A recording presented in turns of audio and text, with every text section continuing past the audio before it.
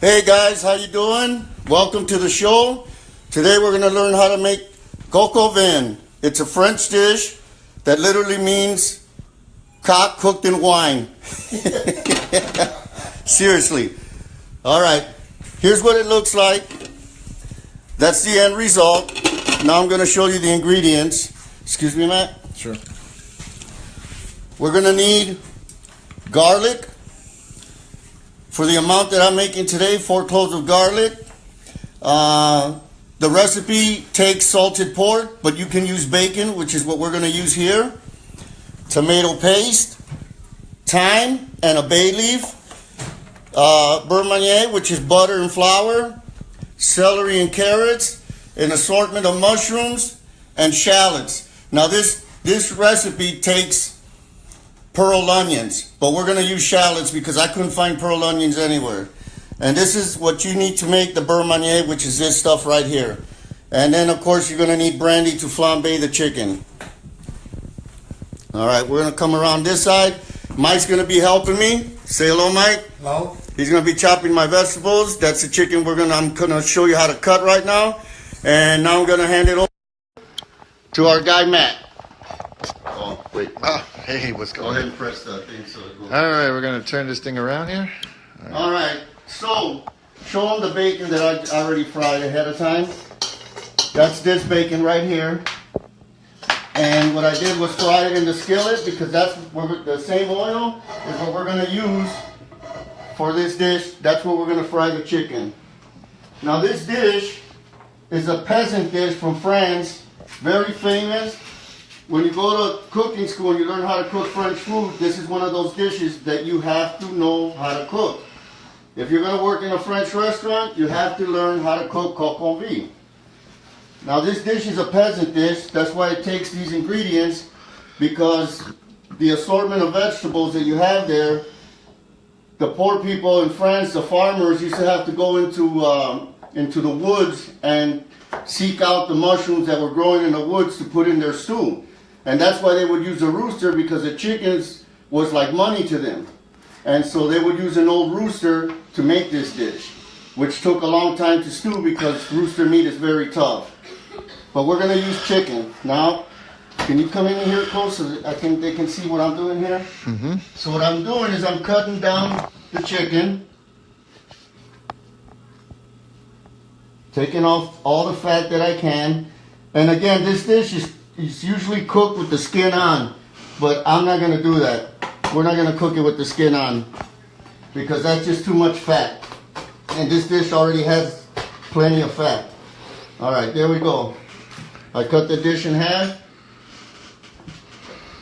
And here we go. Now, I'm going to show you how to cut an entire chicken.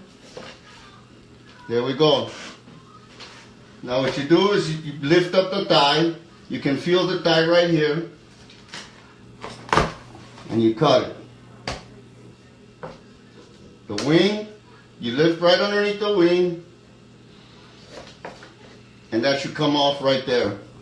Now we have the thigh. Now what I'm going to do is I'm taking the skin off this chicken.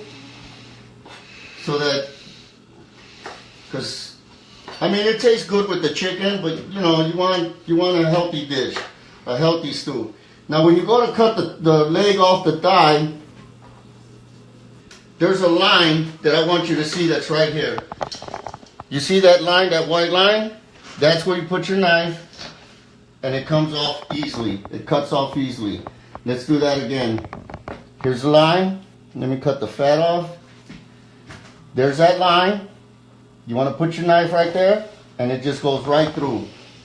We have our breast, and we have our wings. We're going to discard the wings, because the wings, this dish is cooked with dark meat. But we're going to do it with a whole chicken, so that you can see the process. But originally, it's all done with dark meat. Thighs and legs. Okay. Meanwhile, I have the bacon fat that I rendered, and that's what we're going to cook the chicken in, because that's what's going to absorb the flavor. The chicken is going to absorb the flavor of the bacon fat. That's why I'm taking the skin off. And also, with the leg, one thing that I like to do with this dish, and what is traditionally done, is you cut off the bottom part of the leg. And this is what you got. Because when this cooks, this meat starts going down like that, and the stick sticks up, and it's mostly for presentation when you're serving it, as you'll see in a minute. Okay, there we go. Let me rinse my hands. If you have any questions about how to clean and cut a chicken, please let me know and I'll get back with you. Okay, there we go. Now, we're going to season the chicken. Some salt. Some white pepper.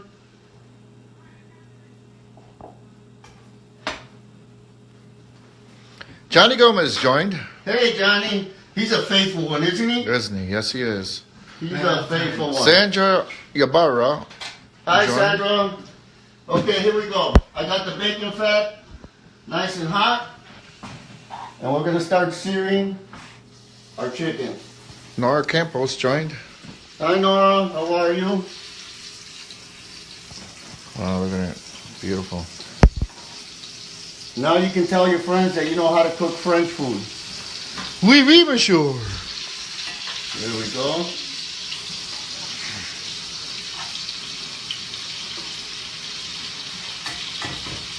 Okay, now we're gonna season the bottom half.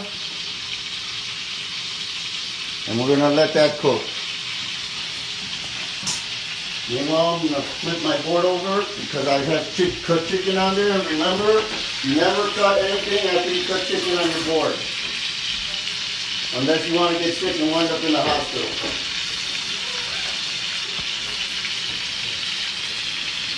Okay. So are we cooking the chicken fully or are we just searing it? We're just going to sear the chicken. Okay. Oh, I forgot to tell you, I've been asked to do crock pot dishes. Come on this side. I've been asked to do crock pot dishes or recipes for the crock pot. Now this dish is usually cooked in a kettle that's inside the oven. One of those pans that you can put inside the oven. But I want to show you how you can do that dish in a crock pot and not have to worry about it. You can set the timer on your crock pot, and when you taste it, it's a very distinct taste. I'm not saying it's awful, I'm saying it's a very good taste, but you can't compare this dish to anything, right? Right. Okay, so now I'm going to grab my shallots. Get a close up here of the shallots. Thank you, Johnny Gomez. I'm feeling much better today. Here we go. You clean your shallots. And again, this recipe is supposed to take pearl onions. But since I couldn't find them, I decided to go with shallots, which by the way gives it such a better flavor. Such a better flavor. Okay, I'm going to take the mushrooms and the shallots that they're already prepped up. I'm going to start off with the shallots because you want to braise the shallots. So we're going to braise the shallots. Some olive oil, some salt, and some pepper. We're going to let those braise a little bit, and then we'll throw in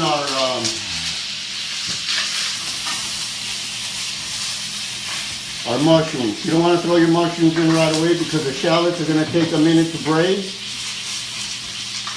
And you don't want to overcook your mushrooms. You want your mushrooms to retain their texture. Make sure your pan is very hot. Let's go back to the chicken. There we go. That's the color you want to get on your chicken.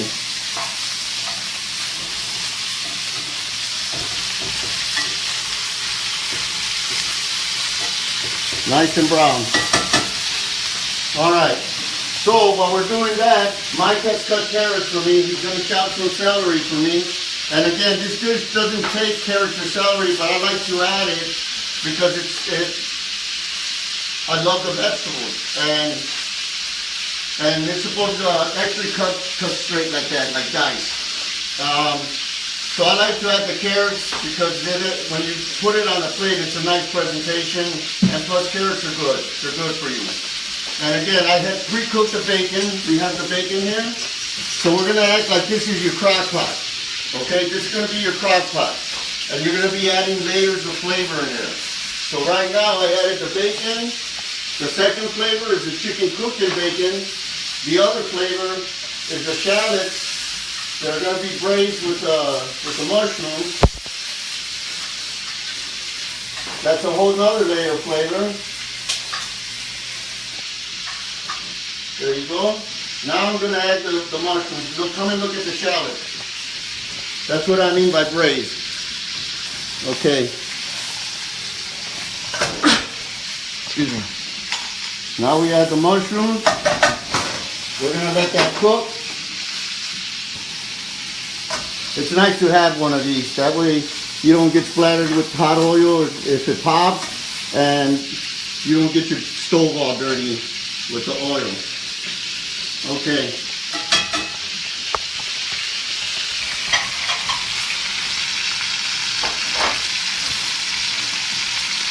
Now, we're going to add a little brandy to our chicken. And we're going to flambe it.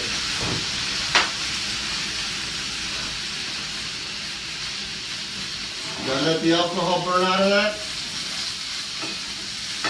So you can see all these layers of flavor that I'm putting together for you. I'm putting together these flavors. You're going to taste them when you go to taste the finished product. And this product, this dish you can serve over noodles, you can serve over mashed potatoes, you can serve over rice. Today we're going to serve it over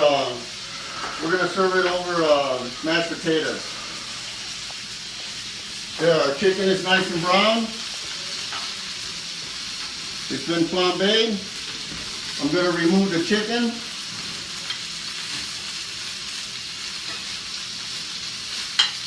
So when it's cooking in a crock pot, it's going to be fully cooked instead of being pink inside, then, right? This chicken right now is raw.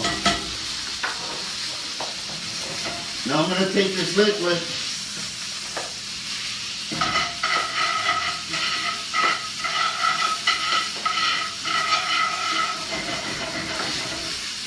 and deglaze the pan. Now while I'm deglazing the pan, I'm going to take my garlic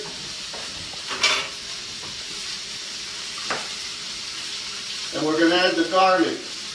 And as you can see, it's nothing but layers of flavor. Mike, hand me that towel, please. The clean towel. Thank you. So here we are, we're deglazing our pan. And now I'm going to add the garlic. I'm going to add 3 cloves of garlic for the amount of chicken that we're doing. There we go. Remember I said if you smash it good enough, it dices itself. Now I'm going to add the garlic to this. I'm going to add the vegetables that Mike cut for me. Mike, can you hand me a vegetable, please?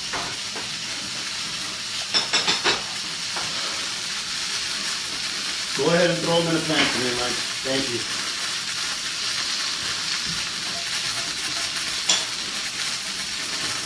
There we go.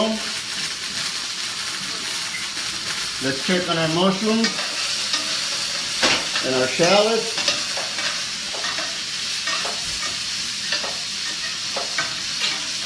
Now remember, you don't want to cook your mushrooms too much because you want that flavor to come out in the stew. So this is what we're going to do. This is exactly at what point you're supposed to take them out. Get a close-up for that. Okay, now what we're going to do while Mike is stirring the vegetables for me, again, we're going to pretend this is your crock pot.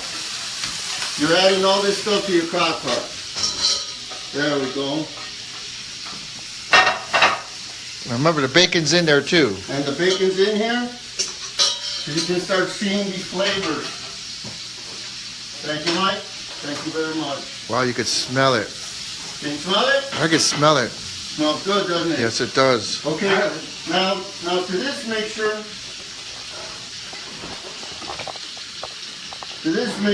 we're gonna let this saute, and I'm going to add some sprigs of thyme and a bay leaf, and we're gonna let that cook in here.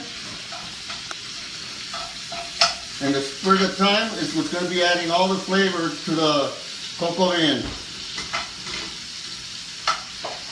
Again, if you have any questions, let me know. I thought I would show you a French dish, so you can actually say you know how to cook French. There you go. All right, so now what I'm going to do is, again, this is our crock pot. I'm going to lay the chicken inside the crock pot, as such. Add all the juices.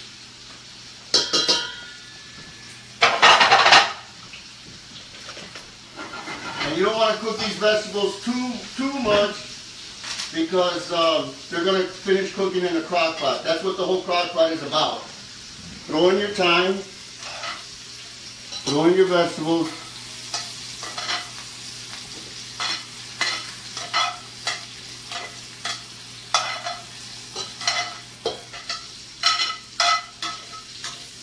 Try not to get any of the bacon oil fat in there. Alright. Now you want to discard your fat. I'm going to discard it in here. Get rid of all that bacon fat. Now this is what you have. All this stuff that has stuck to the bottom of the pan, that's where the flavor is. That's where you're going to get the most intense flavor. Whenever you're cooking and you have those drippings on the bottom, that's where you're going to get your flavor. Now, again, this dish is called Coq Au Vin, which is chicken cooked in wine. You want to pick a wine that you like to drink, because if you don't like to drink the wine, don't use it. Okay, don't use cheap cooking wine. Use a wine that you love to drink. So we're going to use a dry red wine, and we're going to deglaze the pan. There we go. So I added about 4 cups of wine, because it actually stews in its own wine, in the wine. Hence the name Coq Au Vin. Now we're going to deglaze the pan and get rid of all the drippings that have stuck to the bottom. You want to do this carefully.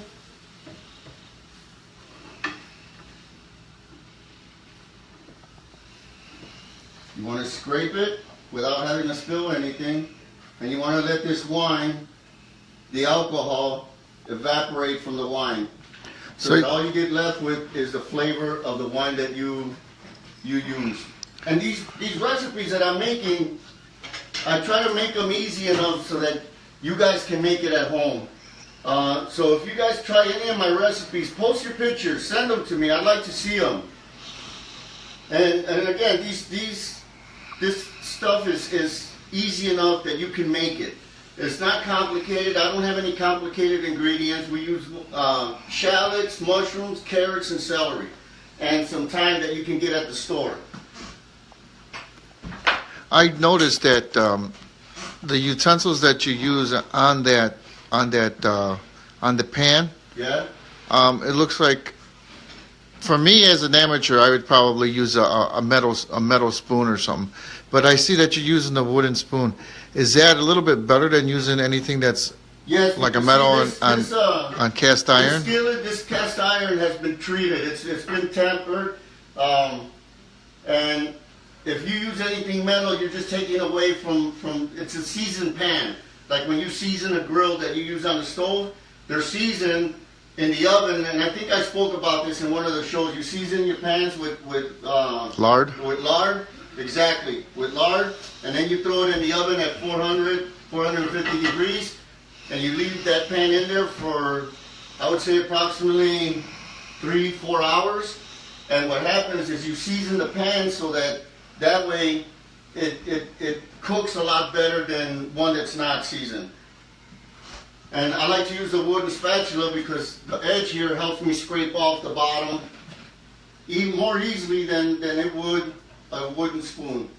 A metal spoon. Or a metal spoon, I mean. So here we go. Now if you can see, come here. Remember all those drippings that were stuck to the pan? Yeah, they're no longer there. Look. No more, and that's what I'm talking about, a seasoned pan. Okay, now to this, we're gonna add about 2 cups of chicken stock.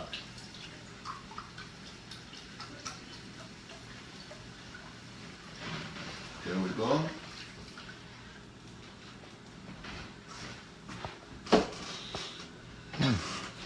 I can smell the sweetness. Can you smell the sweetness of the of the wine? Remember when you tasted the fish earlier? it was. That's what you're. It had a tasting, distinct, that's yeah. what you're smelling. I couldn't tell what it tastes like, but it had a distinct taste. But it was something that I couldn't describe. But it was very, very delicious. It just opened up my taste buds to something new. It was awesome. Okay, now to this, I'm gonna add about a tablespoon of tomato paste because I want it to dissolve inside the sauce. Usually you add the tomato paste when you're sauteing the carrots, but what am I doing with this metal spoon? Okay, so here we go. We're going to dissolve that tomato paste in there. We've already burned all the alcohol out of the red wine. We're warming the chicken stock up. And then, again, we're going to pretend this is your crock pot. It's chicken cooked in wine. Look at that. See the pan? Clean. No sticking. Now, all you got to do is set your crock pot to however long you're going to be gone or however fast you want the food to be cooked. For example, with me, I cooked a whole recipe and put it on 4 hours. But of course, everyone's crock pot is different. I have 4, 6, 8, and 10 hours. Now, if I was going to do this before I went to work, I would go ahead and throw it in there, leave it for 8 hours, 10 hours, and forget about it.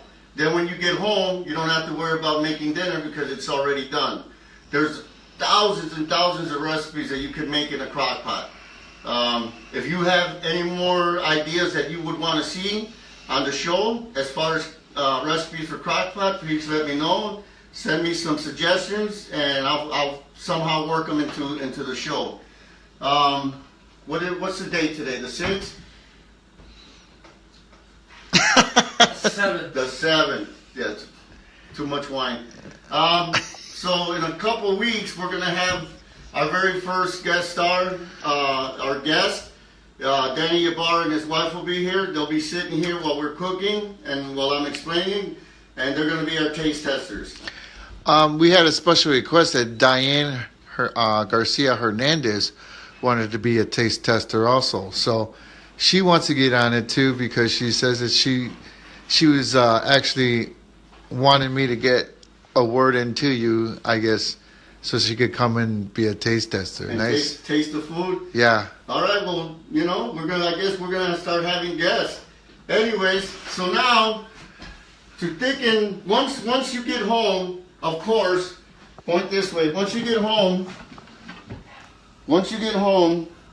your food is going to be done. The sauce will be boiling. Now what you want to do is you want to grab a spoonful of this. This is called beurre manier. And what it is, it's softened butter with flour. So let's say that's a half stick of butter.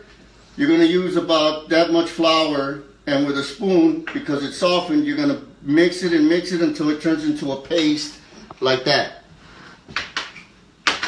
Once it turns into a paste like that, you're going to grab a spoon, and for something this size, when you put it in your crock pot, something that size, you're going to grab about a tablespoon and a half, and you're gonna dump it in here like this, and you're gonna swirl it because it's butter and this is hot. It's going to melt, and then you leave it for 20 minutes so that it thickens your sauce, because this is what's gonna thicken your sauce. Other people like to use what's called a roux. A roux is the same thing, butter melted in a pan with flour, and you cook the roux until it turns into a thick paste, and then you add that paste to whatever sauce you want to thicken. For those of people that are on a diet and don't want to use butter and flour, you can always use cornstarch. And again, when you go out to eat at restaurants and you taste different sauces and they have a thick consistency, know that they use the roux. That's why it's always bad to eat at restaurants. You gain too much weight, you get too fat. Okay, so there. That's our explanation on the dish. Now I'm going to plate it for you so that you can see the end result of the French classic Coq Au Vin. All right. So I'm going to remove this. Let me grab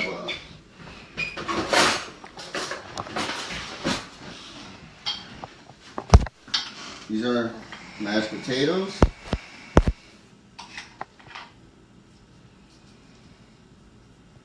There we go.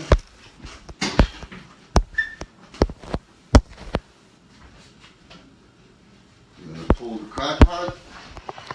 Hi, Jennifer. All right. Do you remember when I cut the bottom of the leg off? That's the result. I'm going to take the thigh.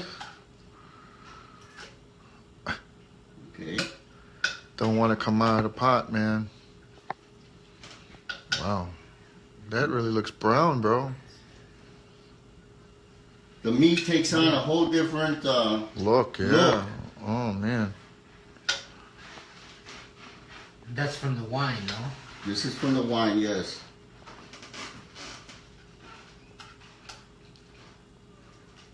Now usually you get 3 pieces. We'll do 3 pieces.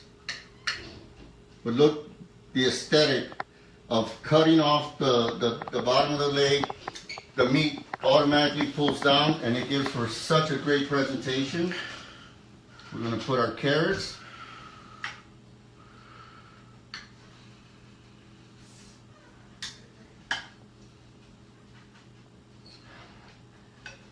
We're going to put our shallots.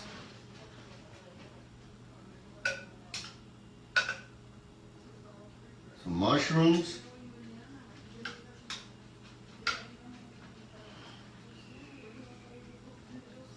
Here's the rest of our shallots. Here they are. Some more shallots. Some more mushrooms.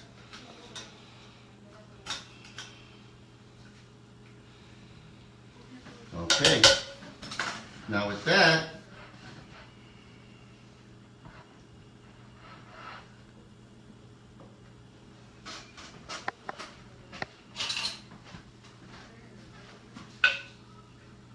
ladle the sauce.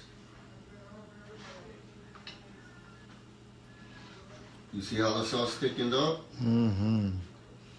You're missing it, Marianne. Trying too late.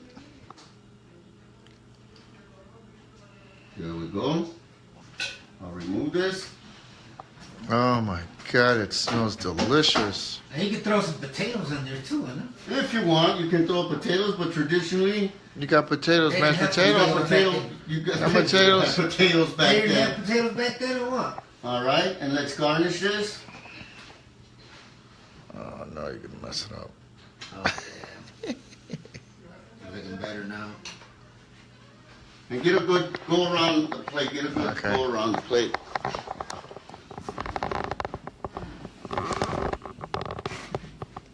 And there you go. Cock cooked in wine. That's a good cock right there. All right, guys, here, hand me the camera, and you guys go ahead and taste it. Mike, you know where the utensils are. Go ahead and grab.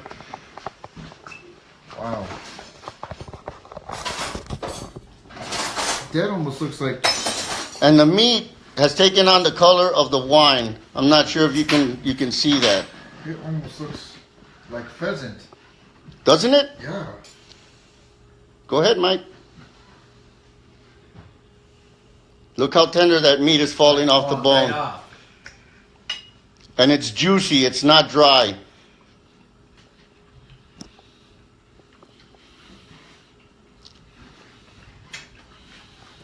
What do you think? Oh, that's good. That's chicken right there. The shallots are so tender And sweet. and sweet, and the meat don't taste like chicken. It tastes like the sauce that's been cooked in, and the mashed potatoes just gives it a better kick, and it's delicious. It tastes like wine. The mushrooms are good because I know you don't like. I know I don't like mushrooms. You don't like mushrooms, but you eat the shit out of my mushrooms. I tell you what,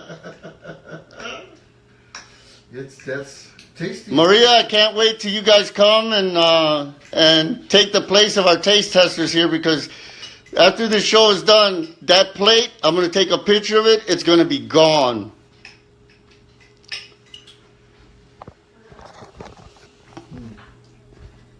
Very good.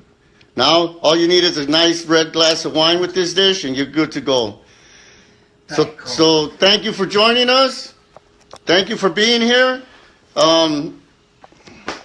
We appreciate everyone that comes on. I hope you try this dish because it truly is delicious. I hope you guys have a wonderful weekend. Have a safe one out there. Guys, get in the picture. All right. Mike, what's your famous words? Bon appetit. No, what it No, which one? you forgot?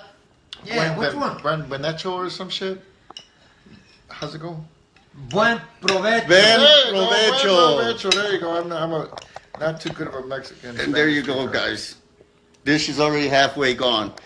Thank you for joining us. And again, if you guys have any questions, just send me a text. Let me know, and we'll see you next week.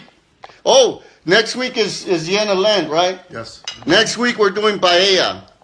Paella. So that was a request. Somebody wanted paella, and we decided to save it for the last day of Lent. Guys, have a great weekend, and we'll talk to you soon. See you guys later. Adios. Bye-bye. Bye-bye.